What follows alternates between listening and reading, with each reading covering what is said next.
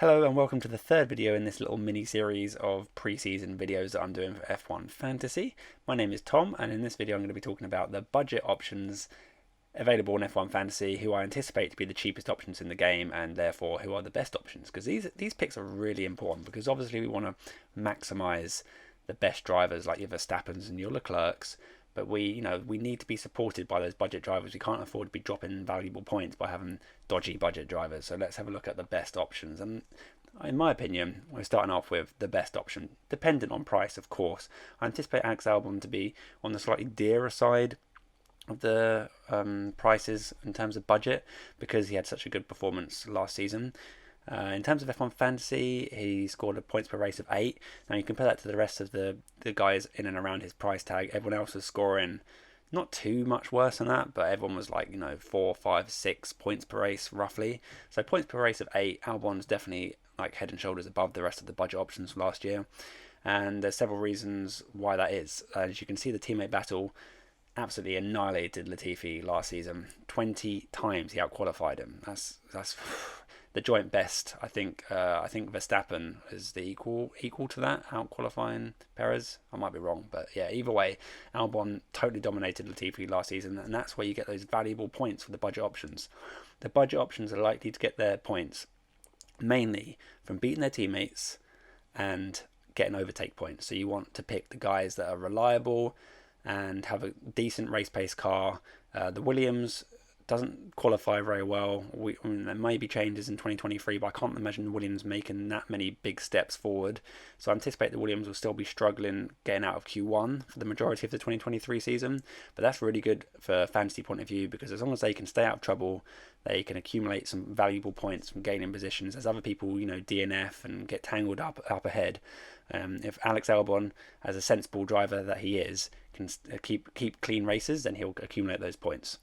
Obviously, he doesn't have Latifi this season. He's got Logan Sargent, who's coming in as his teammate, which is definitely a negative, not having Latifi around, because he's just it would have been slam dunk. He'll be his teammate, but I anticipate he will still be fairly dominant over Sargent, who's new to F1. Sargent's looked impressive in the lower categories, but I think Albon should still be the one picking up those teammate points on the majority of times. Just to back up what I was saying, you can see he's got the plus minus of plus 50. That means he's accumulated 50 points from positions gained, and like I say, for the guys at the back of the grid, that's like a big chunk of their points. You see in total last season he only scored 186 points, so it doesn't sound like a lot, but for a budget that's quite decent. And 50 of those 186 were just from positions gained, because you're sat at the back there, and a lot of other points would have come from beating his teammate. As you can see, with the teammate battle, like really dominant. So yeah, for me, Alex Albon definitely a fantastic pick. Moving on to a newbie in F1. Well, I say newbie, he actually did have a race last year. Nick De Vries, new-ish to F1. He raced in Monza last year, I'm sure most of you would remember. Did really well, scored a couple of points. Admittedly was helped a little bit by the grid penalty situation in Monza, but he's still, his first ever debut race, and he kept a cool head, stayed calm, and picked up the valuable points for Williams. Really impressive. So he's clearly a very adaptable driver.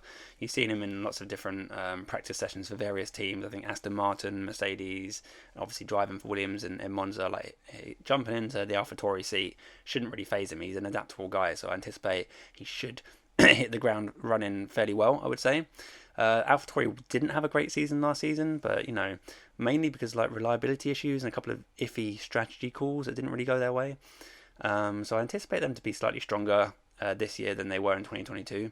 Also, the fact that Yuki Tsunoda had a real stinker of a season last year is kind of a bit of a boon to Nick De Vries's appeal to me.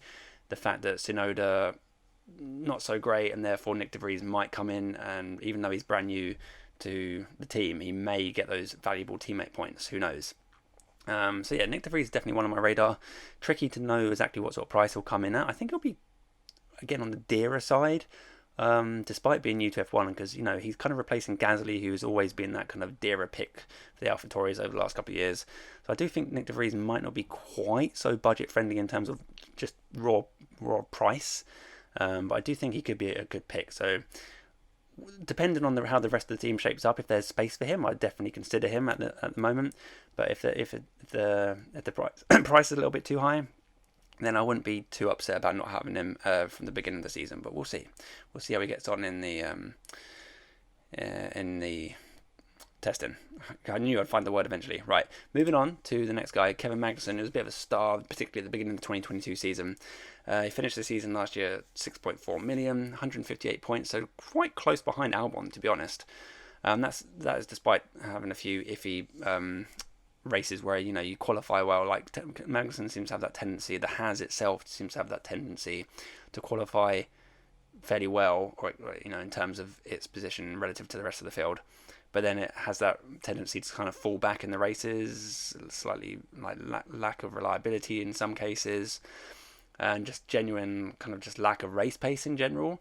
So you can see the Haas and Kevin Magnuson kind of getting overtaken. You can see that kind of reflected in the plus minus of minus 36 points.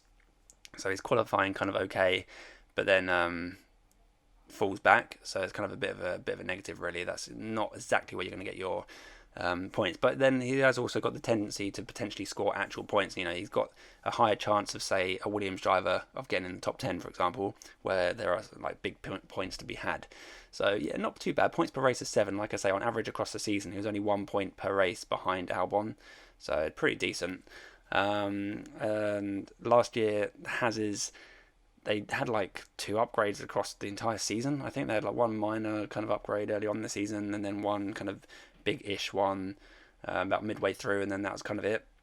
So are Haas going to have the back in financially to get more upgrades onto the car this year? I know they've got new sponsorship and everything, and I know they probably would have suffered a lot with the loss of their Russian sponsor, with all the shenanigans of the beginning of last year, losing Mazepin, losing the sponsor. I'm sure it would have hit them financially for sure. So maybe with their new sponsor, they'll be bringing more upgrades this season, but something to keep an eye on and just be aware of, that maybe Haas aren't such a great option.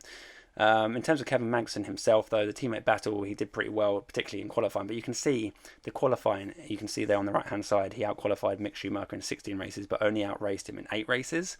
And this is where it puts a little bit of a red flag on me from a fantasy asset, that he's not doing so well in the races as he is in qualifying. And like I say, the main bulk of points come from how you do in the race. So yeah, for me, Kevin Magnuson, unless he's like super cheap, which I don't anticipate him to be, it's probably a no from the beginning of the season. But again, we'll see what happens in testing. Moving on to his new teammate, Nico Hülkenberg is returning to F1 after a couple of years out, wherever it is. Well, technically technically only a year, because he was actually in the first couple of races of last year for Aston Martin, as Vettel had COVID. But yeah, so these statistics are taken from Schumacher. You can see the points from last season. Obviously, they belong to Schumacher. Points per race is 6, so slightly less than the likes of Albon and his teammate for this season, Kevin Magnuson. Again, the plus minus of minus 15. So again, losing a few points from qualifying going into the race. In terms of Hülkenberg himself, he's new this year to this car, but he has had previous experience. He's had a couple of races with the new regulations last year, and he's had previous F1 experience over the last few years as well. So he's not like some rookie guy that's coming in. He's got an old head on his shoulders, so to speak, and I think he should come in quite a bit cheaper, I'd imagine, than Magnuson, at least by like $1 million or 2 million. So he could be quite a lot of a cheaper option if you're looking for that. But Haas, like I've already said, a bit underwhelming last season just in general, and the Haas just don't particularly excite me. But obviously, that my opinion may change on that depending on what happens in testing and maybe the first couple of races. But for me personally, I probably won't be going towards the Haas to start with. But yeah, if I was going to go for a Haas, I'd probably go Magnuson, Nico Hülkenberg. A bit more of a watch and wait for me. Going back to the AlphaTauris now, we look at Yuki Tsunoda, who just had a bad season last season. I don't really know what happened. Points per race of 4, that's really bad. In fact, it's the worst across the entire grid in terms of fantasy. Finished the season rock bottom of value, like he hit the floor at 4 million. I don't think it was possible to go any lower, to be honest. A plus minus of minus 37, so he's falling away in the races. He did have some signs of good performances, and there were some good performances in the mix, but across the long season, we've got 23 races coming up in 2023. Can Tsunoda be consistent? And can he consistently beat De Vries? Can he consistently stay out of trouble, not DNF? For me, he hasn't filled me with the trust that I need as a fantasy manager. So unless I'm desperate for a super cheap option, I think Tsunoda is just a no for me. You can see in the teammate battle, did okay considering his teammate was Gasly, although Gasly didn't have the best season. So the fact that Gasly wasn't performing to his best and still kind of did a lot better in the teammate battle compared to Yuki Tsunoda shows me that, yeah, I just don't have the trust in Tsunoda. You know, the worst points per million and points per race across the grid. It's just not great. So for me, at the beginning of the season anyway, Tsunoda's a no. Moving on, a couple more to go through. We've got Guan Yu Zhou, also hit rock bottom at 4 million at the end of the last season. I think it's kind of unjustified, to be honest. I think he got a bit unlucky.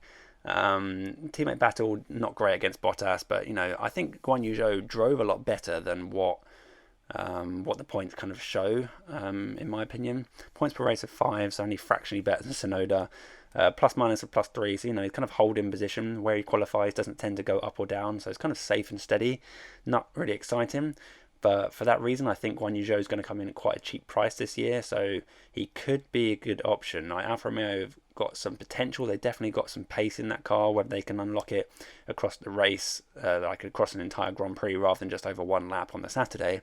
That awaits to be seen in 2023. But I think Guan Yu Zhou has got some good potential. And if I need to squeeze in, you know, if I want to squeeze every penny out of the big heavily priced premium drivers, and I need to find that super cheap option, Guan Yu Zhou could be that super cheap option this year. I think he's going to be underpriced, as you can see down the bottom there. And yeah, I think I think he could be a good option, but purely based on the fact that he's going to be super cheap and fairly safe, I would imagine. Finally, we look at another newbie, Logan Sargent. These stats are obviously taken from Latifi from last year. The important one for me that stands out is the plus minus, which gives you a plus 39. Like I say, the main points that these guys kind of come, like a lot of the points, obviously they're divvied out over, you know, you get a point for getting into Q1, you get points for leaving your teammate, you get points for overtaking. There's not a lot of opportunity for the budget guys to score that many points though. So to gain points from positions gained is quite important, I think, for these guys. And also the teammate battle, you can see Latifi's stats there from last year. Just 2 races out-qualified Albon, and 2 qualifying he out-qualified in 4 races. So Logan Sargent's got a big job on his hands to outscore Alex Albon on any given weekend. He's had a fairly decent record in F2, nothing exciting. He's not like, I wouldn't class him as like a wonder kid that's coming through the ranks, like, you know, like Piastri's been labelled. But yeah, Logan Sargent looks kind of decent. Again, I anticipate he's likely to be the cheapest, if not one of the cheapest at least, in the entire game. So if you've got like a really good team and you're the only driver you can squeeze in is Logan Sargent, then I think it's fine. I don't expect him to score particularly well, but I feel like he should be quite steady.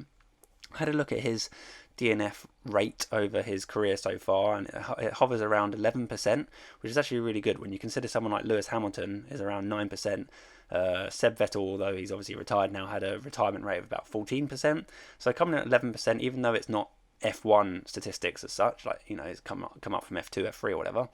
You know, the fact that he doesn't seem to get into trouble too much, he stays out of trouble, could be quite nice to, you know, we want to avoid those DNFs because you lose points, obviously, when drivers DNF. So to have someone like Logan Sargent in your back pocket, who is potentially the cheapest driver in the game, that just kind of sits there and scoops up a few points here and there, it could be a good pick, to be honest, as long as it enables you to get the real premium best picks you can, where the main points are scored. So yeah, I do think Logan Sargent could definitely be a consideration. We'll see what the prices are like when they come out and whether Logan Sargent is going to fit into any teams. I anticipate to see him in a few. It's not super exciting, but, you know, the price tag is the most important thing for these guys, I guess. So overall, I think Sargent is definitely on my radar depending on the prices. I think Albon is probably my favourite. Again, I anticipate him to be on the higher end of the price range for these budget guys because of how well he did last season. I think he'll be popular as well. But yeah, I think Albon is definitely probably my favourite. Vries could be like a little bit of a dark horse, and depending on price, could be a nice pick from the beginning. And I think, again, Guan Yu Zhou, I mentioned already. I think Guan Yu Zhou could definitely be another one of those like super cheap, kind of steady guys that doesn't really disappoint, doesn't really excite, but doesn't really disappoint. And that's kind of what you want from these budget guys. So yeah, that kind of wraps up my thoughts on these budget picks. If you haven't already seen my videos on the midfield picks and the premium picks, then I'll put the links in the description below. Go have a look at them and give my opinions on all the rest of the drivers on the grid. So that's it for me for now, and I'll catch you soon. Hopefully the game will be released soon. Hopefully there's actually an official version. We'll find out soon. But yeah, thanks very much for listening, and catch you soon. Bye for now.